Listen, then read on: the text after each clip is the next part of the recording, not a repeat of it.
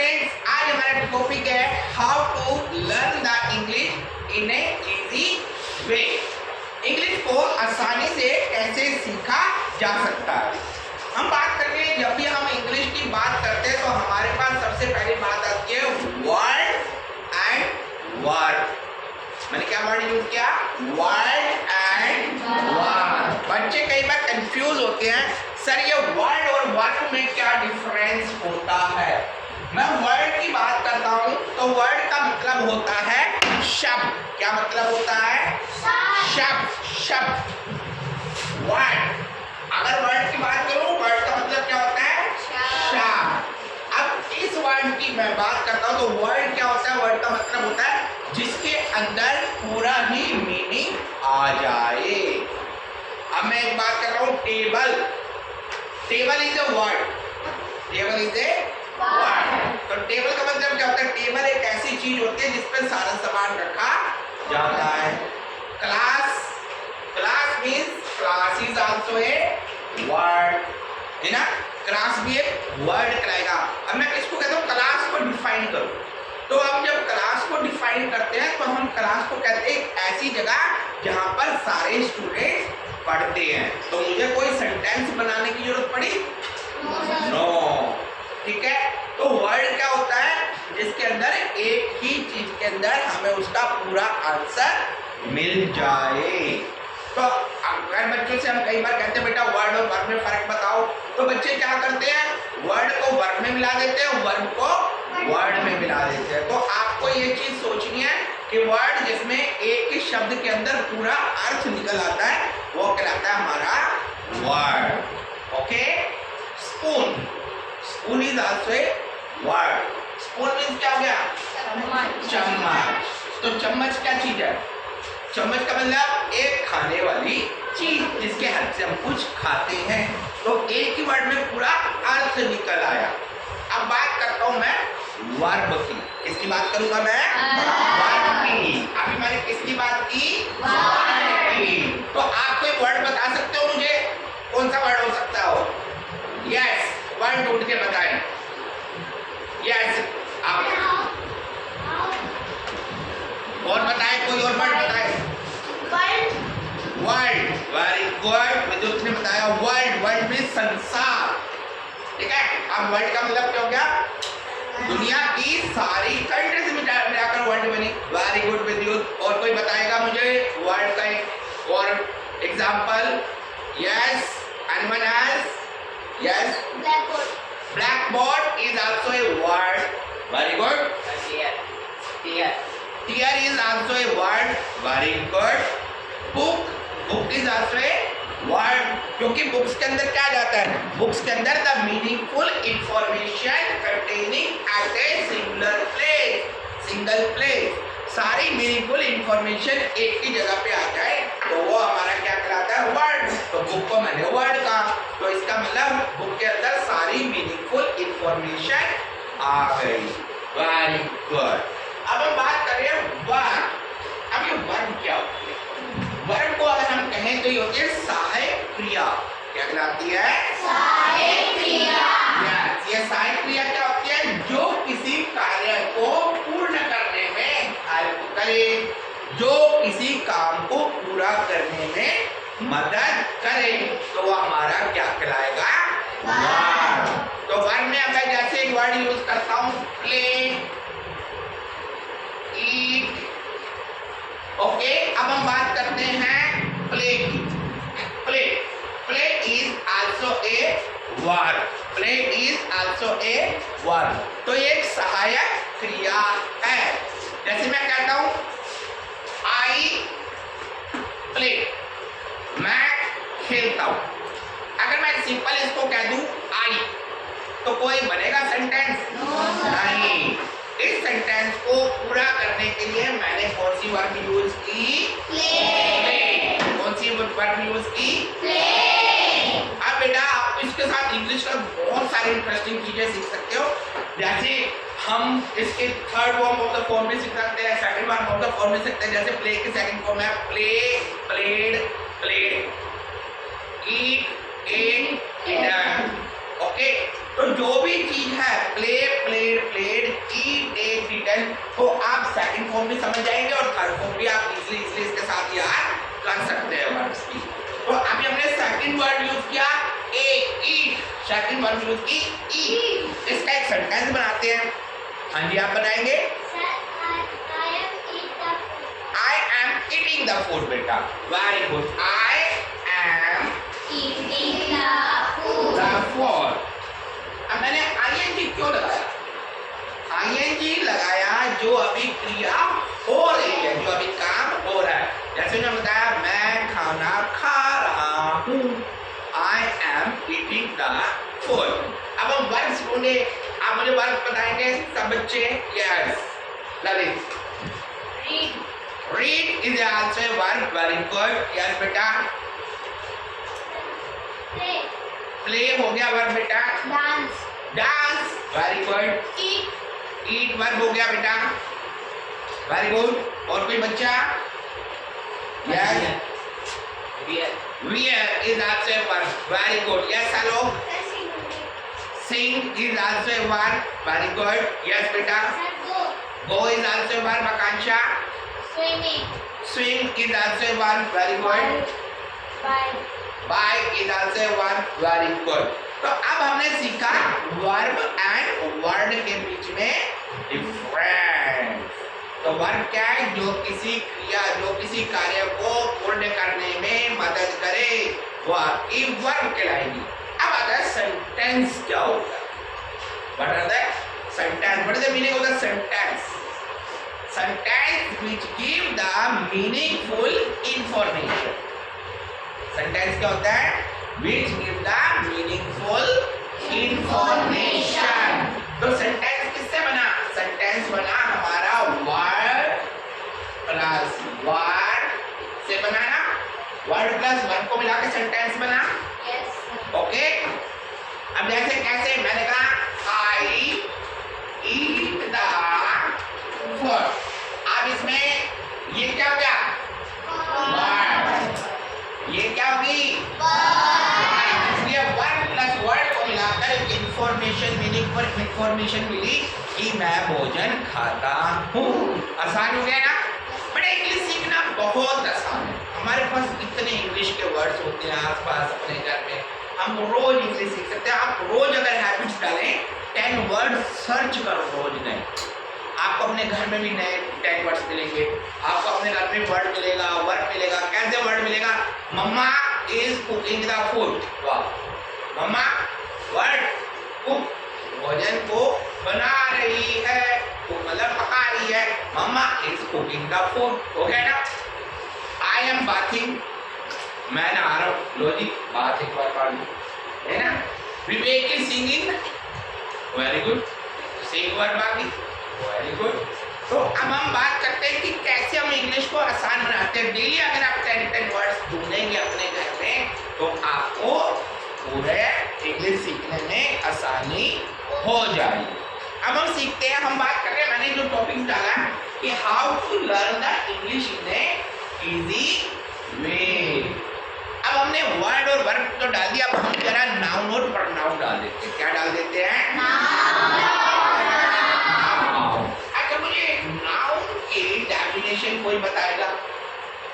Anyone? Yes, anyone? Anyone can tell me the definition of noun? Yes, Himanshu. The name is person, place. इसको जरा detail में define करते हैं। Listen, कैसे detail में define करते हैं? मैं नाउन को डिफाइन करता हूँ। Noun is a word which represent name, place and thing। Noun एक शब्द होता है जो किसी व्यक्ति, वस्तु, स्थान के बारे में बताता है। ठीक है? अब हम बात कर रहे हैं नाउन इज वर्ड। एक वर्ड होता है जिसे व्यक्ति, वस्तु, स्थान के बारे में बताता है। अभी मैं यहाँ पे व्यक्ति देखता हूँ। ओके, व्यक्ति मतलब पर्सन, मैंने नाम लिख दिया विद्युत, इज ओके। मैंने आकांक्षा लिख दिया, Akanksha is a name, okay. Sangeeta is a name, Himanshu is a name, okay. Okay ना नेम। प्लेस लिख रहा हूं मैं, प्लेस लिख रहा हूं मैं, तो Mirpur, Delhi, Malkaganj, Burari, this is all the place and things. अभी मैं लिख रहा हूँ चौक, चौक तो लिखा, मैं चौक से काम कर रहा हूँ, है ना। बोर्ड, ब्लैक बोर्ड पे मैं लिख रहा हूँ। डस्टर, डस्टर से इसे रब भी कर रहा हूँ, है ना। तो बात कर रहे हैं कि नाउन एक वर्ड होता है, एक शब्द होता है जो किसी व्यक्ति, वस्तु, स्थान के बारे में बताता है।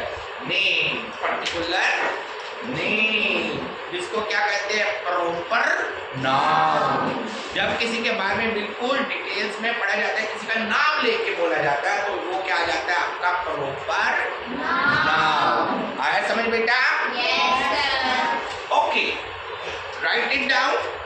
अब हम इसका दूसरा पॉइंट बात करते हैं, प्रोनाउन के बारे। इसके बारे में बात करेंगे, Pronoun. अब प्रोनाउन क्या होता है, आप बताएं प्रोनाउन क्या होता है। यस मांशु। सर, नाउन के स्थान पे प्रयोग होने वाले शब्दों को प्रोनाउन कहते हैं। Yes, the things, the words which used in the place of the noun is called the pronoun.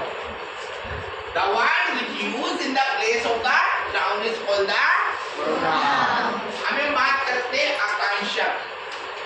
Akanksha is a name. मैं आकांक्षा की जगह लगा देता हूँ she. ओके। विद्युत की जगह लगा देता हूँ मैं ही लगा देता हूँ, ओके। प्लेस की जगह लगा देता हूँ इट।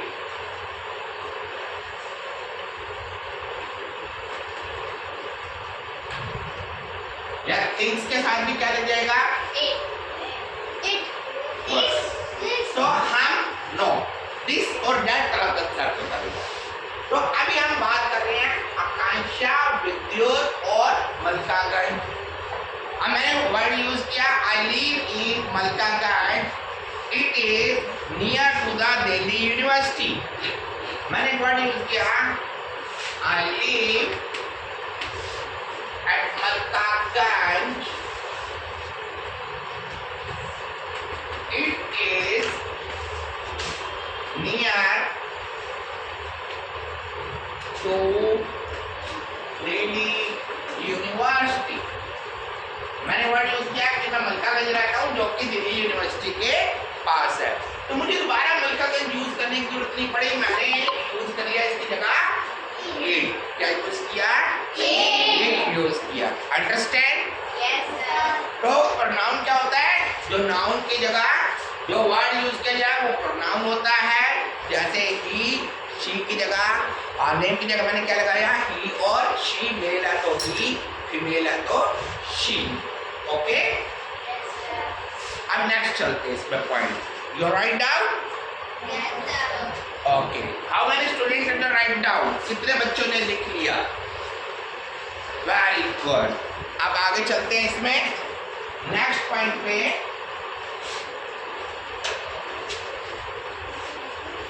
अभी हमने सीखा नाउन है, प्रोनाउन। क्या सीखा, Noun and pronoun. Very good. अब हम इससे नेक्स्ट चलते हैं बेटा, this, that, these and those. क्या सीखेंगे, This, that, these, or those. This, that, These, these and those. दोस। बड़ा इंटरेस्टिंग टॉपिक है बेटा ये। This, that, these and those. This का मतलब होता है जो चीज आपके पास है। अब मैं बात करता हूँ इस चौक की। मैंने इस चौक को कहा दिस इज अ चॉक। जो मेरे पास है मैं क्या कहूंगा, दिस इज ए चॉक। ठीक है बेटा, थिंक केयरफुली। जो चीज पास में उसे कहते हैं दिस। अब मैं इसको थोड़ा सा दूर कर दूंगा, मैं कहूंगा दैट इज अ चॉक। क्या कहूंगा, That is a chalk. Very good. तो इसका मतलब क्या होगा, जो चीज नजदीक हो पास हो वो कराएगी दिस, जो चीज दूर हो वो कराएगी दैट। अब बात करते हैं these and those। अब these का मतलब क्या हो गया, the thing which is near to you is called this. The thing which is far from you is called that. अब बात करते हैं these। these का मतलब होता है जो चीज ज्यादा हो, जो चीज ज्यादा हो। अब मैंने एक चौक ले लिया, एक डस्टर ले लिया, ओके, एंड ये मैंने कवर ले लिया। अब ये कराएंगी these। अब मैं कहूँगा these are things, ये चीजें हैं। ये याद है ना, मेरे पास है, तो ये क्या कराई, these। अब मैंने उसको दूर कर दिया। अब ये चीजें है तो सही लेकिन दूर है, तो मैं इसे कहूँगा those are things। जो चीजें ज्यादा हो और दूर हो उसे क्या कहेंगे, those। उसे क्या कहेंगे, those। ओके, तो these का मतलब क्या हो गया, जो ज्यादा हो, which are more but that is near to you। तो this हो गया which are more and near to you is called the these। और those को जो है which are far and more are called the those। जो ज्यादा हो और दूर हो उसे क्या कहलाएंगे, क्या कहेंगे, those। क्या कहलाएंगे, those। तो अभी हमने क्या पढ़ा, noun, pronoun, these, those, word और वर्ब के बीच में डिफरेंसेस। और सेंटेंसेस क्या हुआ, जो वर्डों को मिलाकर एक प्रॉपर सेंटेंस बनता है जो मीनिंगफुल इंफॉर्मेशन देता है। तो है ना इंग्लिश इजी। तो नेक्स्ट टाइम हम नए टॉपिक के साथ आएंगे और एक नए टॉपिक को सीखेंगे। ठीक है बेटा, तो थैंक यू एवरीवन।